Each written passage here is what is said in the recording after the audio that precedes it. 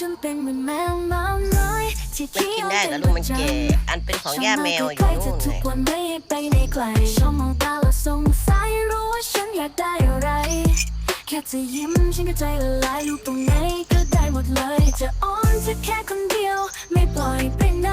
ไม่ต้องมองใครอีกฉันนี่แหละตัวจริงยอมเป็นแมวขี้อ้อนขี้เอาให้เธอทุกวันแค่เธออยู่ตรงนี้ฉันก็พร้อมจะเป็นทุกอย่างแมวขี้อ้อนขี้เอาเชื่อเพราะเธอคนเดียวชอบให้เธอสัมผัสลงไว้ในอ้อมกอดจะอยู่จะอ้อนยังไงก็แค่เธอเท่านั้นทั้งขี้อ้อนขี้เอาไม่ต้องถามเพราะฉันมีให้เธอคนเดียวฉันจะนอนนุนตักเธอให้เธอลูบหัวทุกวันแล้วก็ทำตาปิ๊งปิ๊งรอเธอมาเล่นด้วยกันขี้อ้อนขนาดเนี้ยไม่ต้องสงสัยเลยนะขี้เอาด้วยอีกต่างหากเอามาทางนี้นี่